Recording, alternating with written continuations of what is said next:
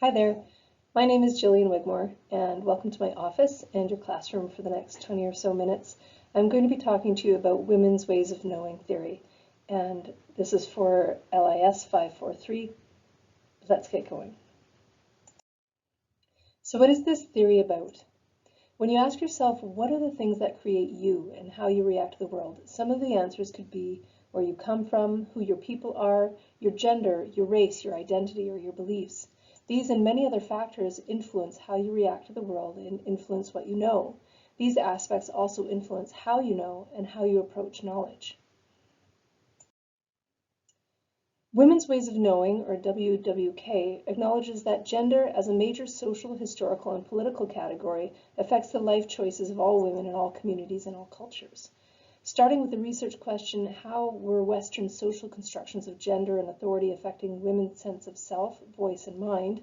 Women's Ways of Knowing theory was developed with the intent to describe not just different ways women know, but how women know, and are socialized to know, and how they respond to socializing forces.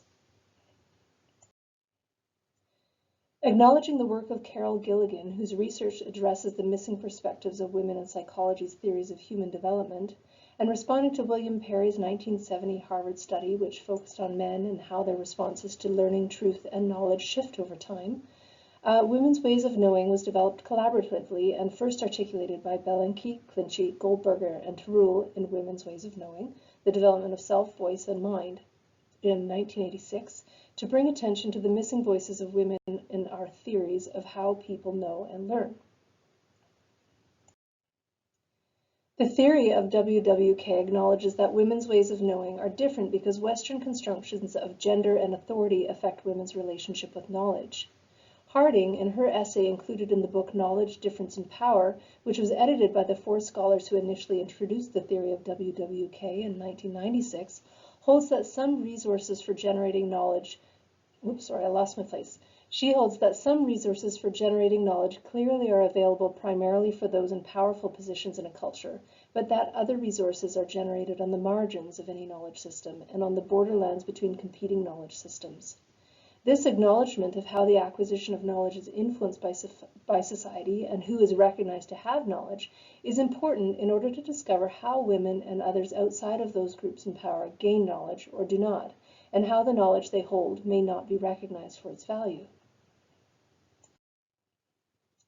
The research consisted of a qualitative study of 135 individuals that focused on how these women came to know and learn with special consideration of the role of affect, connection, and relationship, as well as rationality in learning and knowledge construction. There are 5 knowledge perspectives, and they interrogate the ways that women think about themselves, authorities, truth, and life options. The first knowledge perspective is silence, or not knowing, when the individual feels powerless, mindless, and voiceless. This situation can result from social context that discourages conversation and discussion, or from a situation of isolation. Received knowing is a perspective in which knowledge and authority are the sources of truth. These are understood to be outside of the self, where we learn from others with power through listening, receiving their knowledge. Subjective knowing is when knowing is personal. It comes from within. It is based on intuition and feeling, rather than on thought and ideas that are defended by evidence. Procedural knowing is when procedure and the techniques for acquisition, validation, and evaluation of knowledge is the focus. Procedural knowledge is subdivided into separate knowing and connected knowing. Separate knowing, a part of procedural knowing, is characterized by skepticism and distance, a reasoning against. Another subdivision of procedural knowing, connected knowing, is when we reason with or gain empathetic and associative knowing by entering into the place of knowledge of another. The last of the 5 knowledge perspectives is constructed knowing, when we understand that truth is contextual, knowledge is not absolute, and that the knower constructs the known as he or she comes to know. Constructed knowers value multiple approaches to knowing and bring the self and personal connection. Constructed knowers value multiple approaches to knowing and bring the self and personal commitment to the knowing. Women's ways of knowing can make a significant positive impact to research. By examining the history, politics, and heuristics of one particular theory of human diversity, difference research raises important questions about how knowledge has traditionally been defined and claimed, and who is considered a valid and respected knower. These are questions that broaden our understanding of people and how they interact with knowledge and how they achieve it. Goldberger, one of the original authors of the theory, has stated that among academic feminists, the WWK star has risen, fallen, and reappeared. While its merits are noted, the responses to the theory have not been completely positive. Women's ways of knowing theory is represented or understood by some as essentialist and outside of constructionism, but the authors hold this as an oversimplification of the theory. Essential gender difference was not the intent or the result of their research, but a detailed description of some women's experience of knowing was. Goldberger states that readers may have been misled into thinking we were making an essentialist argument by the title of the book, but instead our interviews with women uncovered salient themes related to the experience of silencing and disempowerment, lack of voice, the importance of personal experience in knowing, connected strategies in knowing, and resistance to disimpassioned knowing. Such themes suggested to us that there are hidden agendas of power in the way societies define and validate and ultimately genderize knowledge. The stories women told depicted a variety of different ways women understand, accommodate, and resist societal definitions of authority and truth. Feminist controversy has also centered on representation, or the misrepresentation of women's experiences by white feminists. Ada Hurtado argues that the ways of knowing cultivated by the multiply stigmatized poor black female, for example, cannot be adequately explored or described if women are collapsed into one group without attention to race and class. The authors of Women's Ways of Knowing theory now acknowledge that although their initial research included a demographically diverse sample, they stopped short of analyzing their data to highlight the role of social positionality and oppression in the construction of knowledge, allowing that much work remains to be done. In the Sage Encyclopedia of Qualitative Research Methods, we learn that Women's Ways of Knowing has been critiqued as focusing on the concerns of white middle-class women because the research tended to focus on the generic woman who is often implicitly white and the middle class. The research also tended not to examine race, class, cultural, and sexual identity differences among women, though in more recent years there has been more attention to these issues of difference in feminist psychology.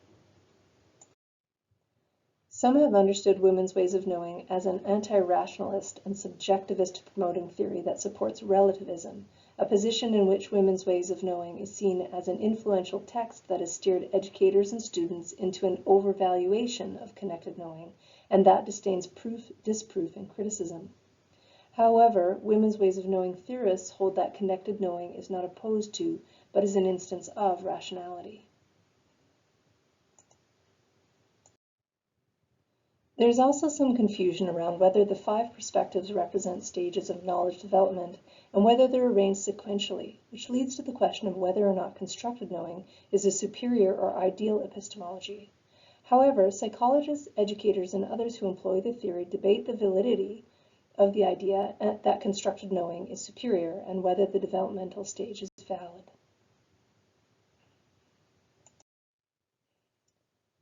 While Women's Ways of Knowing has yet to make a significant impact in the field of information behavior, it holds great potential in the information behavior and daily life research stream, particularly as approached from qualitative perspectives.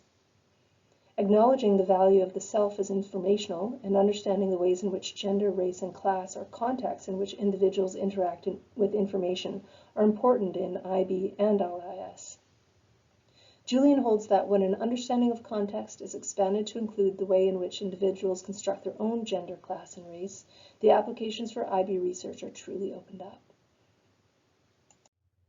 In helping us to understand the differences in ways people of different genders, races, or cultural backgrounds understand authority and variously approach knowledge, Women's Ways of Knowing can help inform systems designers to better serve the information seeker. Julian holds that Women's Ways of Knowing as a critical theory has potential to expand current understanding of information behavior based as it is on research that has heretofore overlooked variables such as the roles of self-reflection or gender difference. These gaps are ripe for attention and may demand some urgency if IB research is to move forward with contemporary work in the other social sciences and humanities. Women's ways of knowing can inform teaching in higher education because it contributes to transforming practices so that marginalized groups, women and others, would be more likely to experience themselves as competent and more likely to excel. Questioning whether subject headings are gendered, Hope Olson's research regarding the possible approaches to increasing connectedness of the ways we organize information uses feminist critiques of logic and women's ways of knowing to assert that, as an information community, we recognize our situatedness in a context of social and cultural differences, and how the notion of connectedness offers us one path for better serving the great diversity of knowing communities of users. As a tool of feminist critique, women's ways of knowing theory offers new ways to reconsider established traditions of information organization, as well as knowledge acquisition. Harding holds that women's ways of knowing theory can provide ways of thinking about knowledge and knowledge acquisition that are culturally respectful and link firmly to advancing democratic social relations. For societies under the illusion that their dominant social groups have one true story about themselves and the natural and social worlds around them, women's ways of knowing offers a challenge to that type of thinking and a fairer, more representative understanding of knowledge and how we gain it. So how do you, impacted by society, your life experiences, and your social position, come to knowledge? Take a moment to think about the example you gave at the beginning of the microlesson in the forum. Do ways of knowing, and particularly the 5 perspectives offered us by women's ways of knowing, change the way you view your experience? Knowing what you know now about women's way of knowing, how do you think this theory can benefit our scholarship?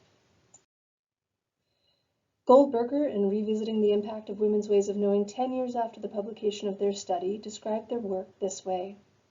Theories are stories, and authors of theories are storytellers.